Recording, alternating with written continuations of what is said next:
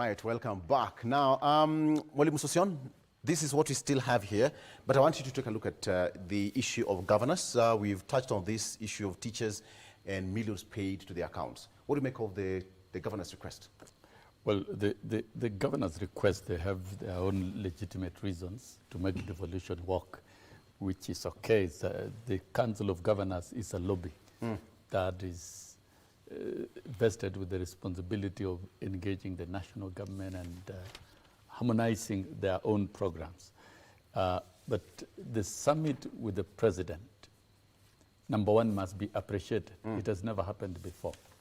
We saw the summit of the arms of government, that's the Chief Justice, Speakers of the National Assembly, and the President, to address core issues that affect the interrelations of those institutions, and particularly to deal with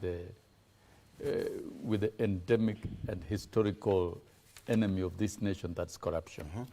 We have seen the summit of the executive, that's the President and ministers and PSS, with the members of parliament of the governing coalition, and also with all the governors.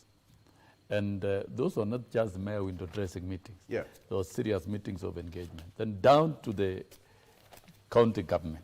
The president has demonstrated complete commitment and is very desirous to ensure that devolution works. Number one, more than any other regime, because there's only been one regime before this one, since the inception of county government, the disbursement of money to counties, the president has been very keen to ensure that there are no delays in disbursement as much as possible, despite the fact that we've inherited a very complicated economy with very limited fiscal space. You have to prioritize to pay money for school capitation funds and get down to pay money for counties and then get down to pay for CDF, and those are inherent areas of demand and money. Now, in spite of all this, and even getting the country out of the debt distress, as we are seated today, all county money has been dispersed up to and including the entire month of January. And last year, the end of the close of the financial year, all monies were dispersed to the counties. Why? We've seen huge pending bills, debts, unpaid salaries, and industrial action by workers. That is not what we need. We need counties to have them working. And that is the desire of the president. But now that the only stand of that I'm seeing, and which is natural, which is expected, is the allocation in this financial year to the counties, because the governors are saying, no, it needs to be enhanced from 390 billion to 350 billion. And the national government is insisting, let it remain at 390. I think for the plausible reasons that the economy is not yet out of the woods. But we still the big have question debts here to is pay. that the proposal to cut down that allocation by 33 billion shillings. That's where the question is.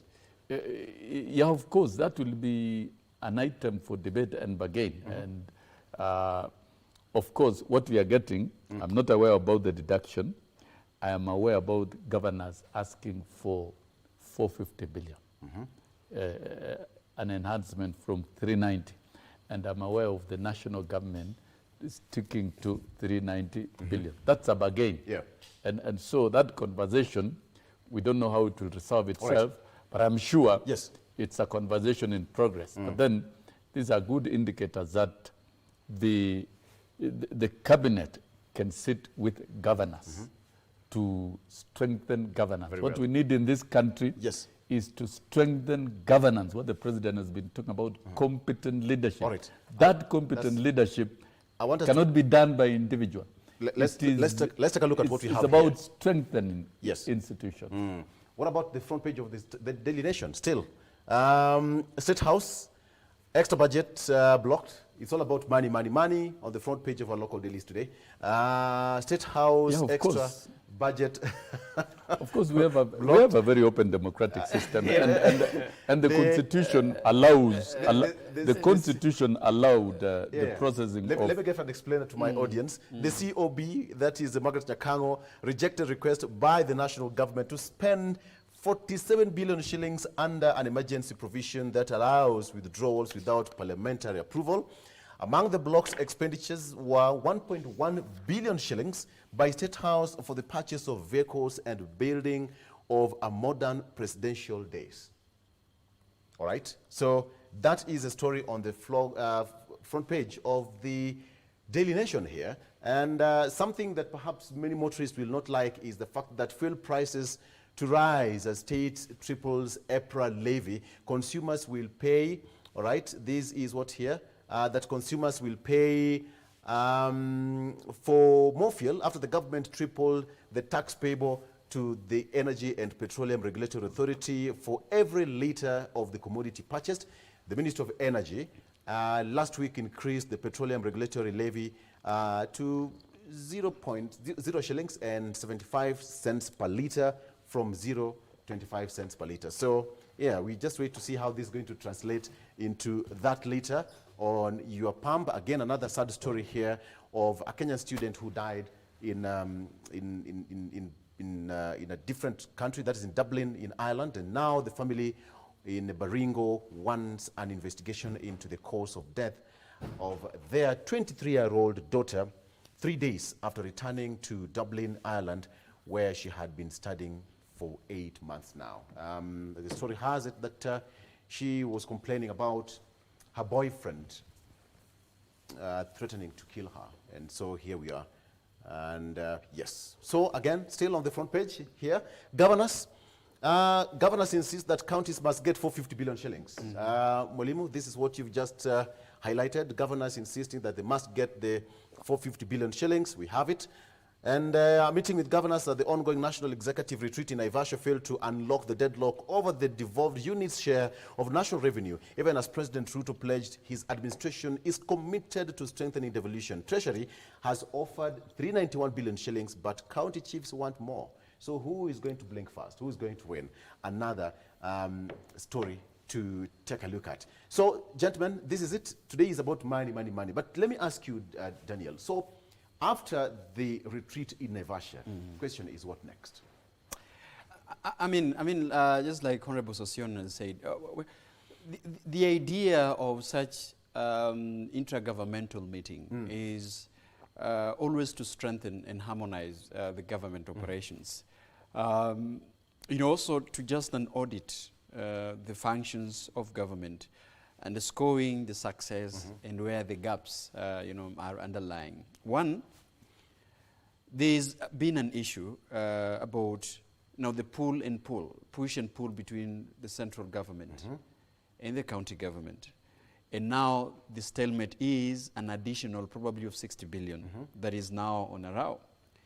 What could have happened and what is probably going to happen is that yes, they might not have agreed about whether who is giving in first, but I think it forms a basis of beginning a conversation.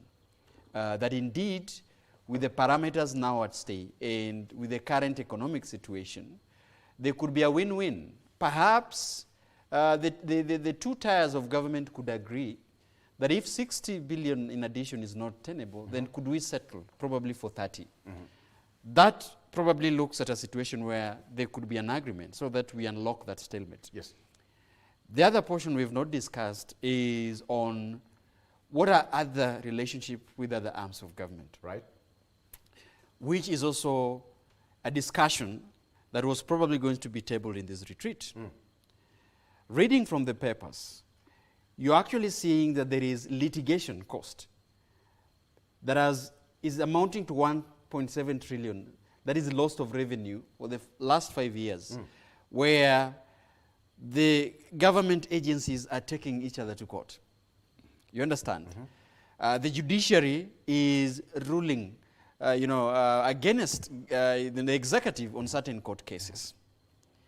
My understanding would be that such intragovernmental retreat, and especially now that, Honorable has said that this is also in a step forward in trying to ensure that, there is a smooth, ushering of governance system that is ensuring that Kenya is a democratic space, that there would be a conversation between different arms of government as well. I saw that there was, the PG probably, they are the members of parliament that will call for a conversation together with the executive to understand how, ministries, agencies operate. Also in terms of asking and how to understand on how a legislature, are able. Probably there has been also a number of summons that were being done by the legislature through the committees. And there's been a conversation on how to reduce this kind of summons and allow the cabinet secretaries to work. However, we are not documenting what is the conversation. Is the judiciary representative also invited? Have they also understood how the government works, and hence the unpopular ruling of cases that the executive, that really rule against the executive in the judiciary? Have we also understand, and I wish there would also be a media caucus to understand how the government functions work. Yes. How is the relationship between the government and other tiers, media being the fourth estate of government. So I think this provides a platform, and hence moving forward, I think those who are coming out of Naivasha retreat would be able to understand, to unlock probably certain myths and certain misunderstandings of how different arms of government were implementing their functions. So I think this probably is going to ease the tensions that have been existing between government agencies and between tiers of government moving forward. But that conversation also I had probably was not the tabling of the bid by the former premier, his bid to the AU Chair Commission, even though sources indicate it was not really unofficial, was not really put forward as an official agenda. But there might have been a conversation on how to support that initiative forward. All right. Yes, Mwalimu.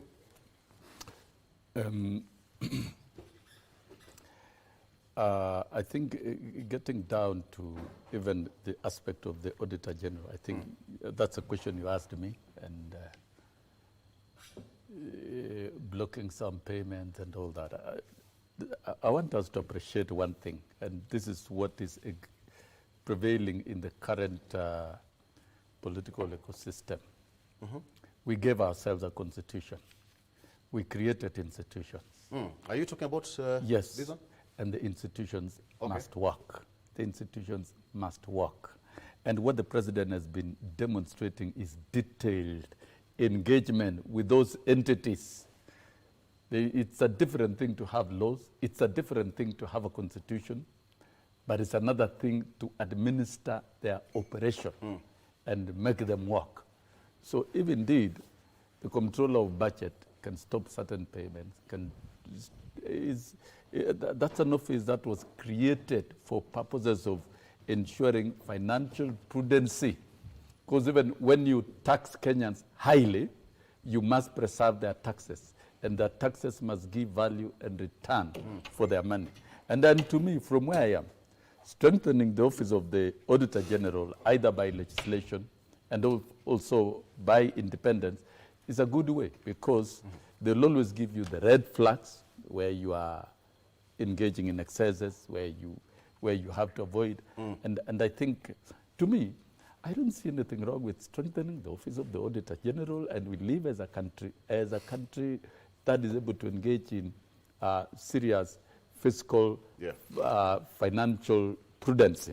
But to me, in terms of the county government and national government, reaching a point of agreement, it is not a difficult thing.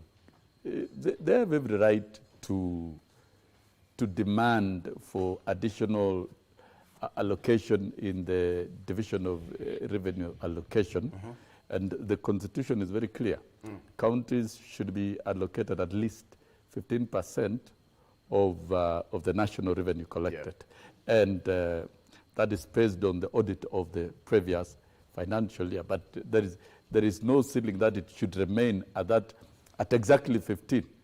If there is sufficient revenue in the country, they can even get as much as 30, 40, 50, because we want to make devolution work. Okay. Many functions, devolved functions, even like healthcare system, agriculture, and other functions that are key pillars of Kenya Kwanza, are actually within the mandates of county government, and therefore relating very well with the county government, engaging, discussing with them, debating. You must not agree with them on day one. They've stated they want 450 billion. Yeah. Yeah. All right. And the national government has said we will allocate 391 million. Now there is that gap. Yeah, eventually, there will be the number, the amount of money that agreement. is 450? There will be an agreement because a win-win situation eventually in whichever way. And what will be important thereafter is timely disbursement.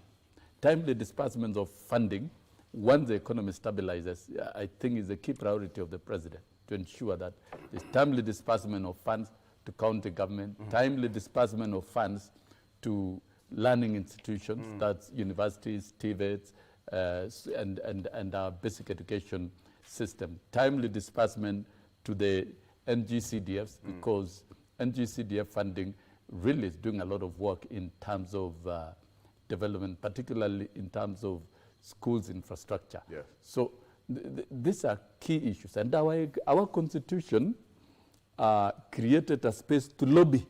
If you don't lobby for what you want, you will never get. You never get it. So You have to yes, go for it. you lobby. Welcome. The forum of the Council of Governors, Yes. they will continue lobbying. The national government will also engage.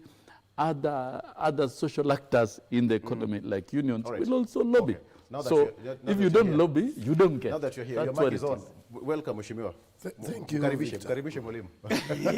Now this is my fellow teacher, teacher Mwalimu Honorable Raphael Wanjala, Member of Parliament for Budalangi. Budalangi. You can see he's smart. All right. Karibu sana Mheshimiwa. Yeah. When we talked, but then he's just left Budalangi, so he promised to come on the show. So either way, he promised.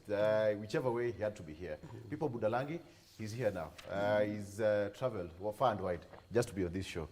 We'll excuse him for that. All right, Mheshimiwa, karibu sana. Asante. Tumeenda kidogo lakini ni sawa tu. All right. So we talk about what's happening in Naivasha, and the front page that says for the basic of your update as well is TSC paid this 466 billion shillings to dead teachers. That's on front page.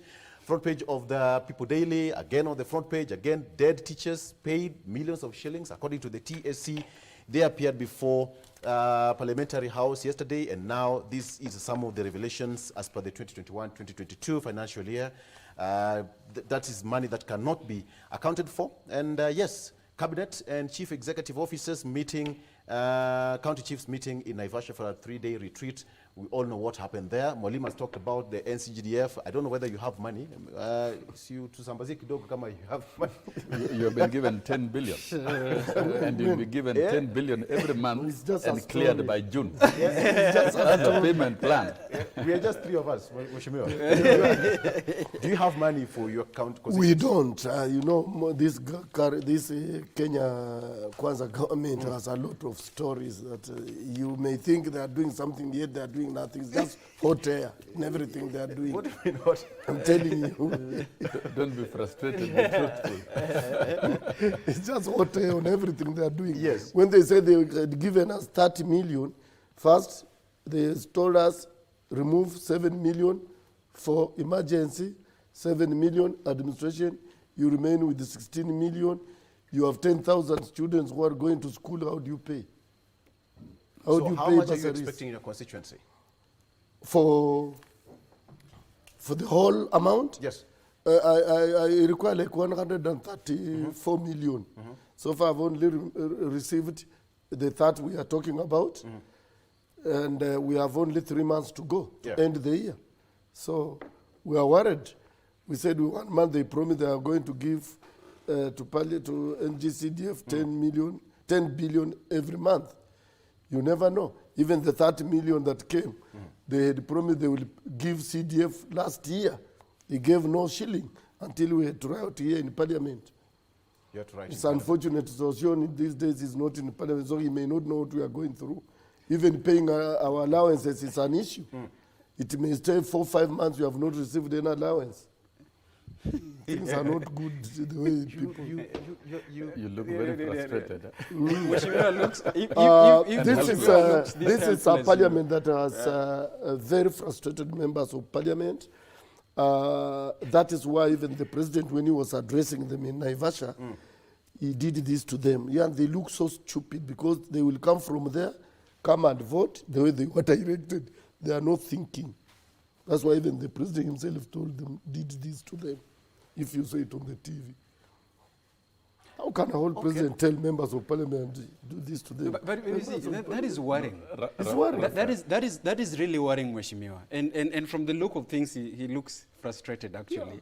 But what is going on in Remember, I've been in several parliaments. But this is the worst parliament. The parliament that is captive of the executive. They cannot think independently. They cannot reason independently. They are just choir singers and on everything. So that's what I was saying. That really... Let him cool down a bit. That's what I'm saying. He's not happy. That really spells a lot of what we've been saying on the set.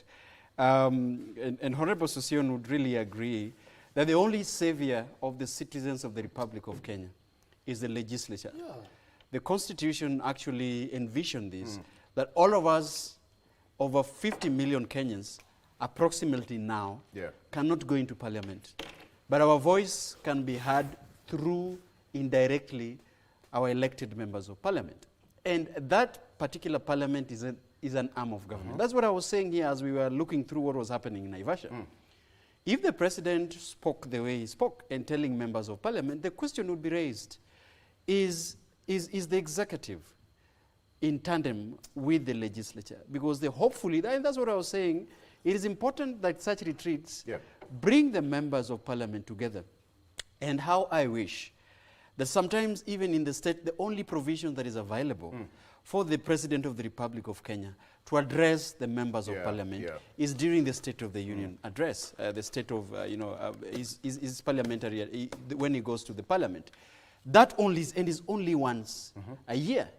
Where is the fallback where the president can meet the members of parliament? From across, leave alone the parliamentary, the Kenya Kwanza parliamentary. Of course, that is his right because that is the governing party.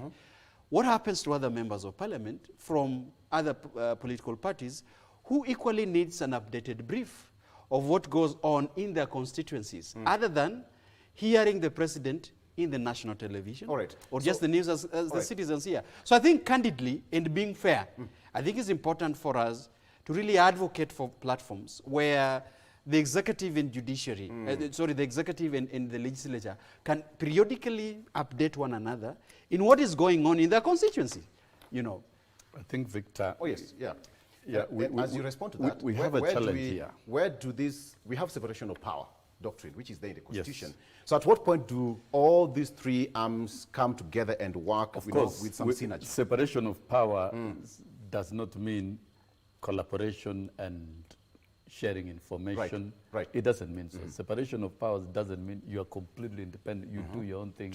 That would be tragic in terms of governance. I'm seeing a problem here. We have a constitution that we have been implementing. The spirit is good, and certain aspects might have been worked against over time. And it's now that we are trying to make it work in terms of national government administration, strengthening collaboration and consultations. What the president was doing is actually the right thing, the perfect thing to do, to engage in consultations. Of course, he will have his own constitutional time to address the entire House in terms of in Parliament and give the state of the nation. That the president has done in the past. And that will be the privilege of the members of Parliament to listen, and they will discuss the president's State of the Nation speech. They will debate it in Parliament. It is within their powers. But as of now, it looks like from the comment here, more Kamugunjis are needed for more engagement and consultation, which is okay. I see the frustration Honorable Raphael Wanjala here of how things may not be working. But you see, we are all Kenyans, Raphael. We have been in this country. We saw how this country was brought forward. We saw what the handshake did. We saw the borrowing. And we can see the fiscal complication that is here. And it is all of us to pay this debt. There is a president who has been sworn in. There's a government.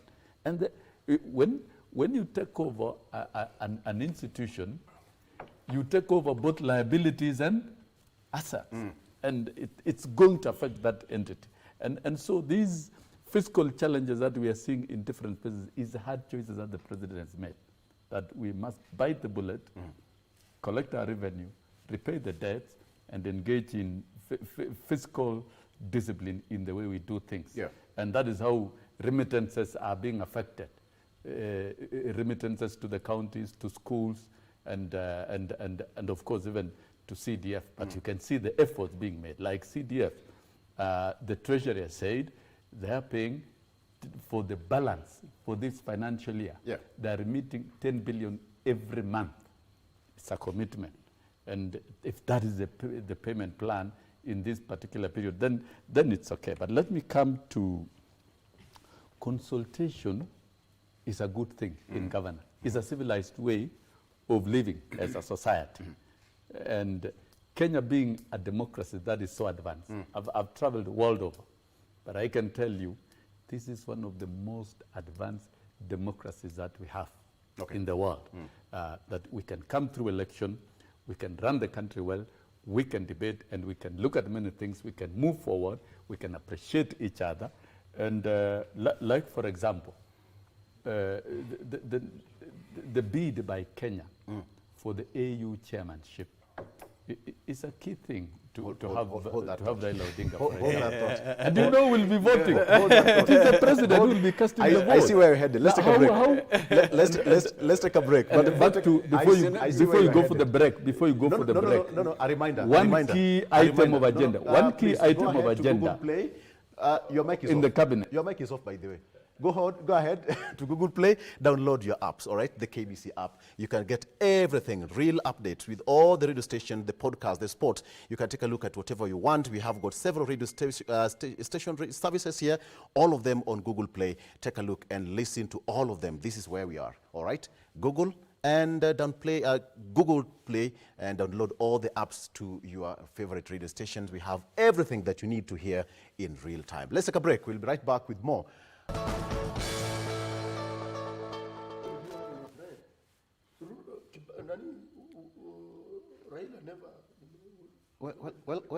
Welcome back.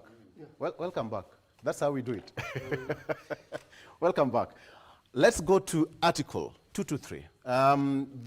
That bit of Article 223, we'll still come back to that. The Article of Appropriation and Use, Constitution of Kenya, the Supplementary Appropriation, which talks about the government, the national government may, according to the Constitution, subject to clauses 2 to 4, the national government may spend money that has not been appropriated. So, in as far as the expenditure, the expenses with the national government is concerned, this is how State House came up to use this money, 47 billion shillings. But then, we are talking about the issue of separation of power, Mheshimiwa.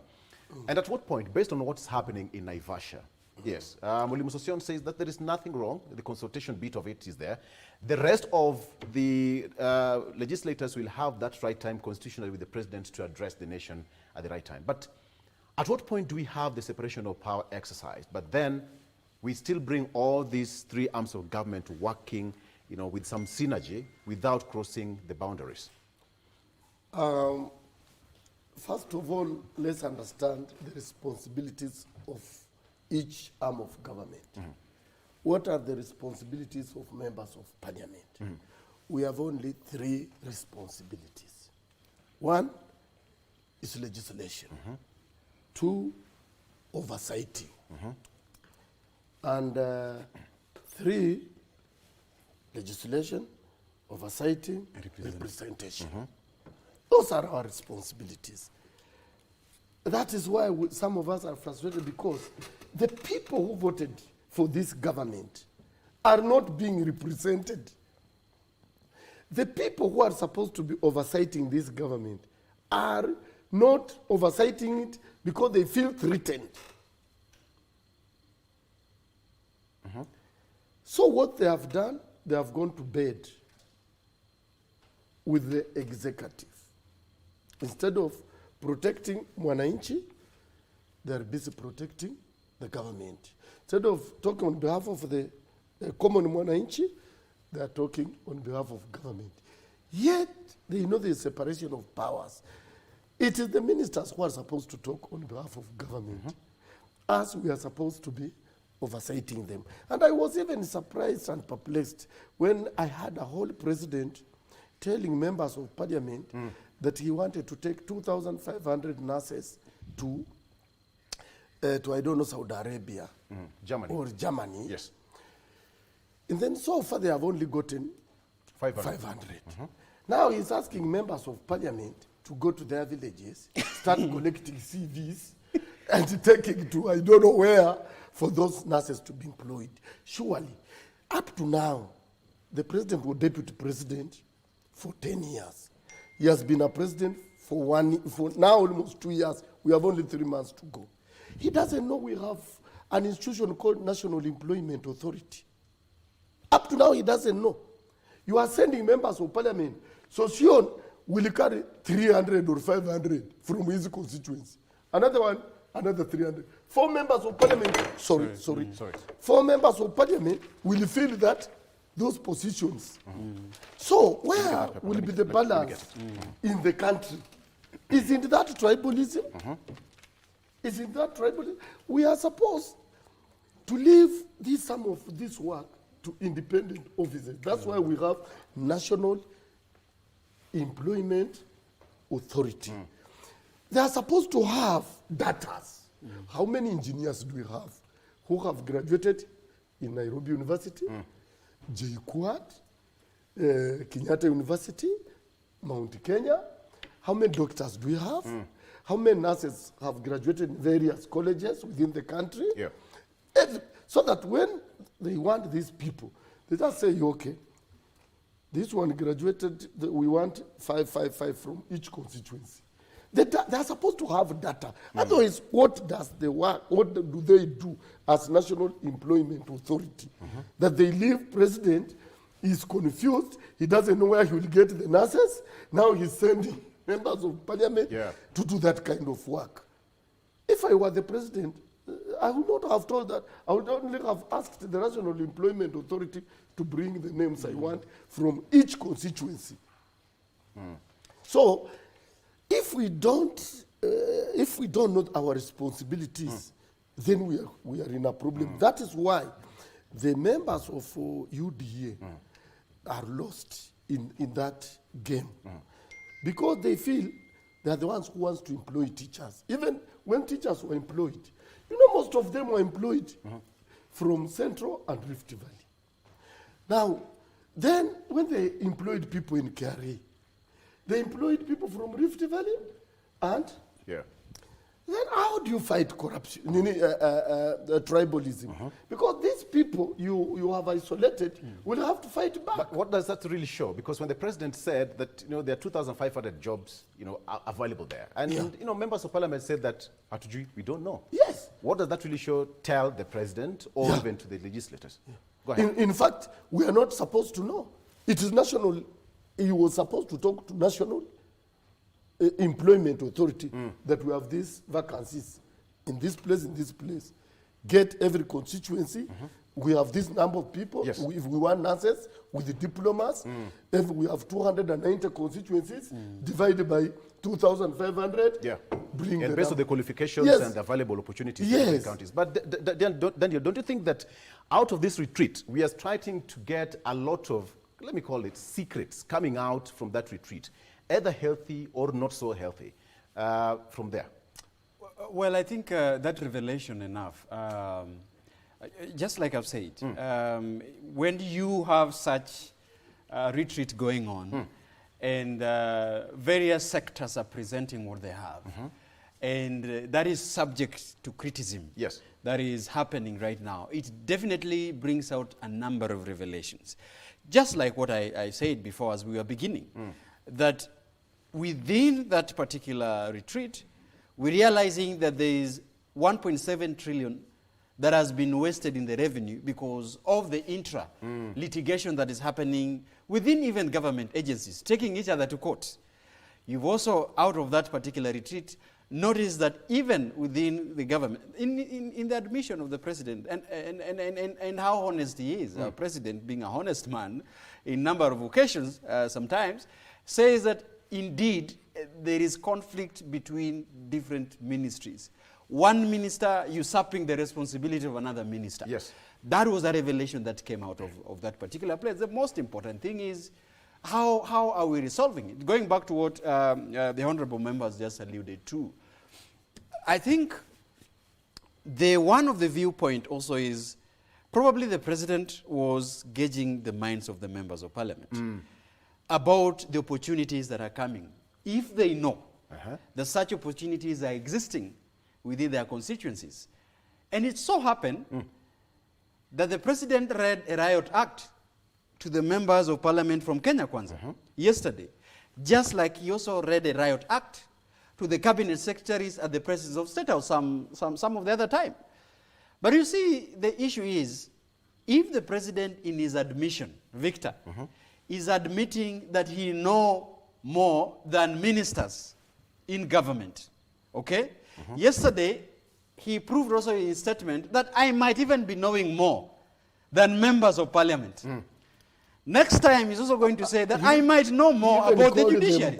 So you see, that is a very important element. And that's what I was trying to say. That one, the president is right. He's a head of state. He's way ahead in terms of knowing information. That is okay as the chief executive of a country. Secondly, it also brings into gap the way the government communicates his agenda plan. Yeah.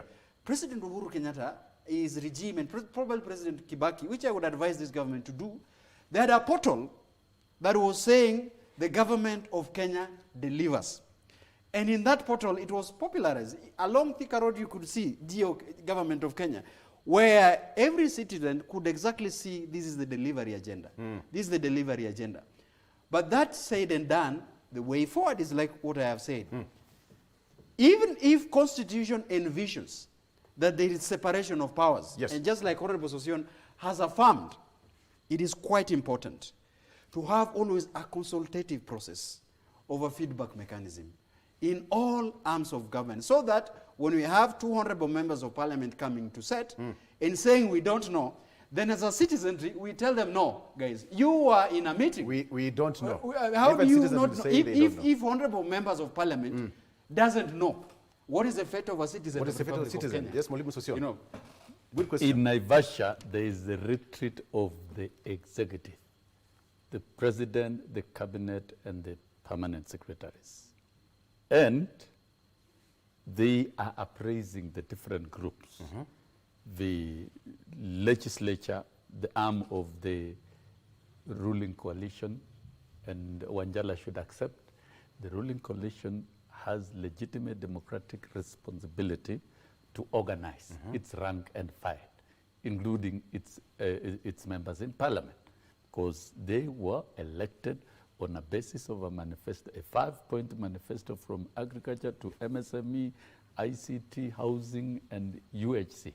And to deliver all that, you need legislation in parliament, and all those who are elected within that basis will have to support the same. So the retreat, all these entities have been appraised. And let me get down to the confusion of trying to label Kenya Kwanza coalition MPs as inept and whatnot, clueless. I think Wanjala should use a more parliamentary language, and we will make you to go and withdraw that statement at the floor.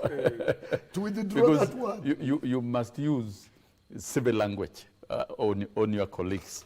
No. The members of parliament of Kenya Kwanza, which all forms the majority, are not clueless. They were democratically elected through a basis of a manifesto on which the president was also elected, on which the governors of Kenya Kwanza were elected. And the manifesto is already government policy. And to make it work, we need legislation. We saw yesterday the successive conclusion and passage of the housing bill, amendment housing bill in the House. That is part of the business. So the president has every right to marshal his own troops in parliament.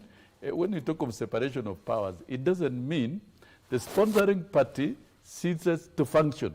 It must function because the manifesto being implemented is a party manifesto in the first place, and the members are bound by the same. And the re-election in 2027 will be based on that manifesto. So you must do everything and anything, including legislation, policy support, so that it works. Take, for example, the diaspora jobs. We all know the revenue from the diaspora to the country is even far much higher than earnings from Kenyan export. And so the opportunity in the diaspora is in line with Vision 2030 to have the most competitive human resource in the world. Now, some jurisdictions, they want nurses. And the nurses, these positions, were properly advised, legal. They were advertised in the newspapers, in the media. So what Wanjala Raphael is trying to assert is mere speculation from a defeatist point of view. These vacancies were advertised, and any citizen of Kenya is eligible to apply. And you can see those who have been shortlisted are 500. There's still about 1,500 vacancies. So one of the big agenda of Kenya Kwanza is to create jobs for Kenyans, both locally and in the diaspora.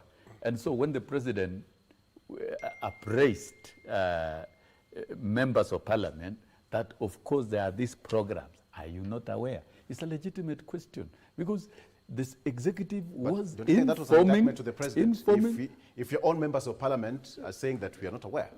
And they're right to say they are not aware if they are not aware. You don't lie. We are in a country. Those who are not aware is good. They stated they are not aware. And the Ministry of Labor was right there. And that is why they went to Naivasha to be informed. It is not possible to know everything that goes on in government. So let us not assume. Now and that is why such meetings, are key. Then lastly, such forums provide an opportunity for communication and sharing. That's what I know in organizing. Lastly for you, so what next after Naivasha? After Naivasha, members of parliament are more informed. Governors are more informed. There's more synergy in operation, and I'm sure members of the cabinet and PSS understand the views and feelings of the different parties, even as they run government. As you run government, you are running it in trust on behalf of the people. Very good. And with consultation, work will be more efficient, more effective. And lastly, the big item that might have featured is a national dialogue NADCO report, which is key and which recommends reconstitution of IBC within the framework of NADCO. It is important that we have IBC so that we don't have a constitutional crisis. We should be ready for by-elections and ready for 2027 general elections and elections going into the future. The 2/3 gender rule. Parliament, both Senate and National Assembly, should comply with the constitutional requirement of 2/3 gender rule. And probably we may need more women in Parliament. The office of the official opposition should operate. It should be allowed to operate so that after every election, we don't have unnecessary and uncalled for political crisis. We must be a country that supports leaders, both those in government and both those in opposition, using legitimate avenues, either legislation, constitution, and of course that of the Prime Cabinet Secretary. So as you can see, a lot has come out, and a lot will come out. The country must stabilize. Thank you.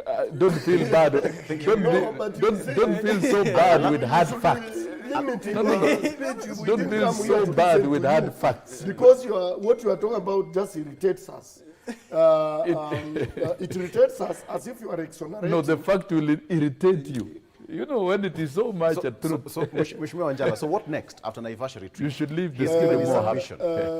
Of course, after Naivasha, the Kulule SMPs came in parliament. They Which, voted. of which Mwalimu Sossion said that you withdraw that word? I will not withdraw until the president withdraws. Because the one Withdraws what? who even told them, did this to them, and they are seated. And the Okay. media wrote Kulule SMPs. So I'm not withdrawing because that's what I read there. And it's on the, we can even get it. and since it's coming from Wanjala, it is inconsequential. So what's next? So they came, they voted for housing levy. We know people will go to court, it will still be quashed.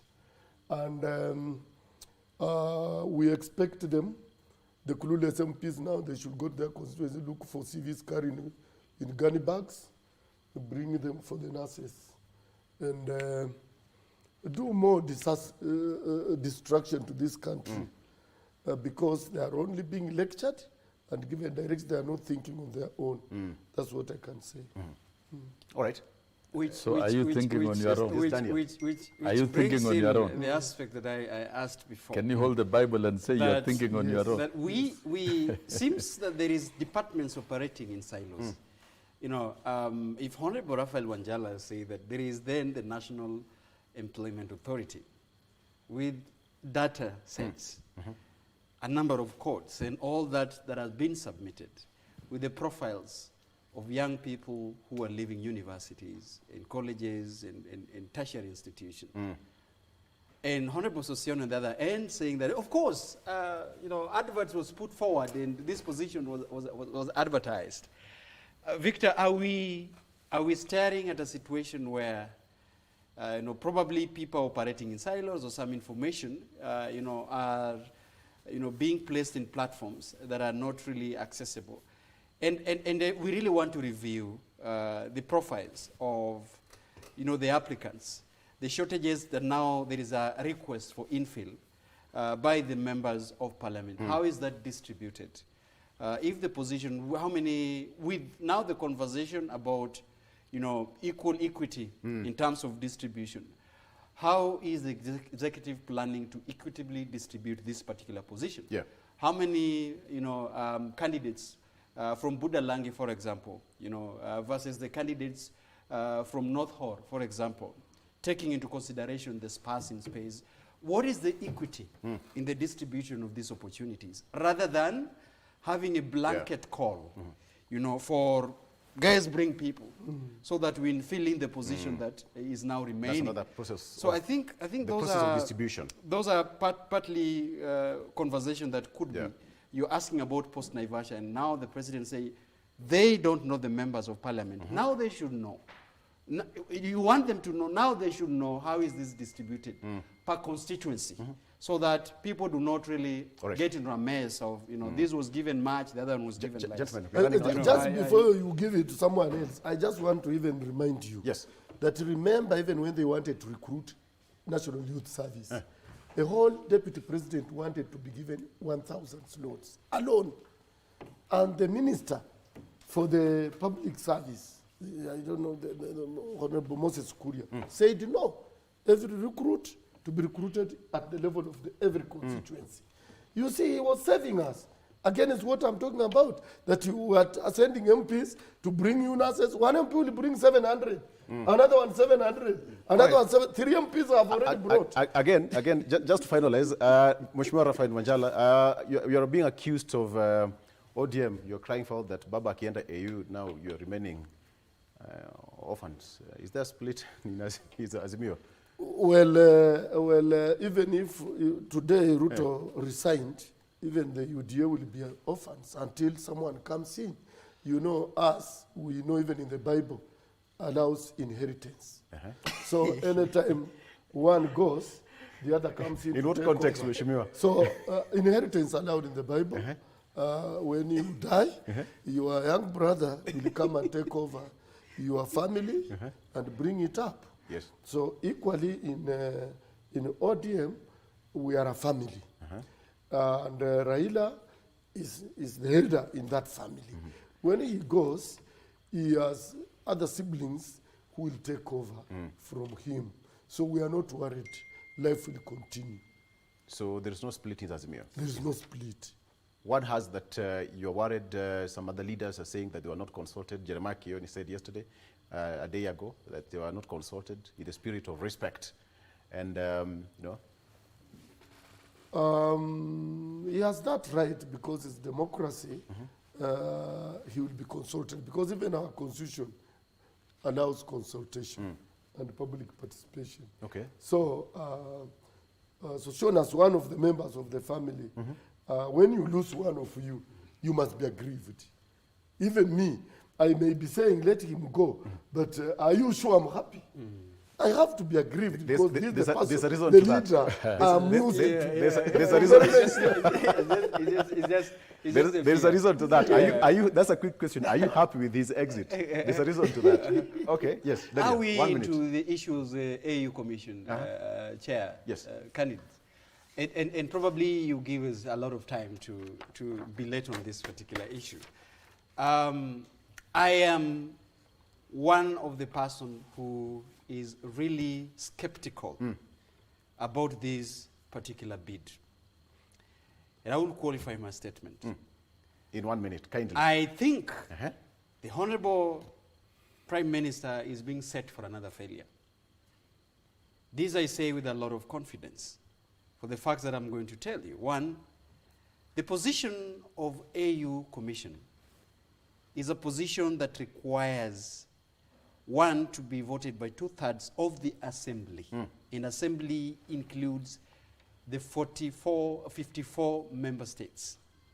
And they will do that now from a year from now when the term elapses for the current AU Commission chair, who is Musa Mohamed Faki, from Chad. Now we have a problem, and foreseeable problem. I want us to come back when this thing will be done, please. We have a problem in the election. We have the position now, there is a lady who is now the deputy commission chair from Rwanda. We have a lady who is the former vice president of Uganda who contested against Amina Mohammed in 2017. We're having a problem also in terms of our own neighboring Eastern African countries. We have a trade war with different countries. We have a trade war, so many. So, Victor, because of time, I am thinking that this needs to be reviewed. Otherwise, the Honorable Prime Minister will still stay in his position. He is qualified as an African envoy, but the intricacies, this is so complicated for the AU chair. Thank you, Daniel. We are out of time. Thank you. Walimu, as a teacher, please, time, kindly. Yes, I'll save time. Kindly. The AU Commission is a critical position for the continent, because the continent must be transformed in many ways. Strengthen the Africa free trade area, open up infrastructure and link the continent, and consider even one currency for the continent. And we have strong economy. The raw materials that are taken out of Africa needs to be processed in Africa. There are many things. And it's a united continent that is able to do that. Kenya is a strong democracy, probably #1 strongest democracy in the continent. And the value to the continent is so key. The president has pushed many things, including even financial and debt rights for the African continent. We've come out of elections. We are a very resourceful country. So we also we are a resourceful country. We are a resourceful country. Now, I think now, we have added us time for this particular agenda. Now, we'll discuss. Allow me to finish. Allow me to finish. Allow me to finish. We'll discuss Allow me to finish. We'll discuss this next time. The position of Raila Odinga as the chair AU Commission is critical for the continent and also for Kenya to have an opportunity to influence. Thank you. And that I can tell you, once agreed, it is the president who will vote, and there will be diplomatic engagement to ensure that is Daniel done. Orogo, It's not a problem. Let's not see a problem. Mheshimiwa Rafael Wanjala. Mheshimiwa Rafael Wanjala, thank you so much for coming. Mwalimu Sossion. Director, let's go. Thank you so much for watching. Good morning. Have a good boy.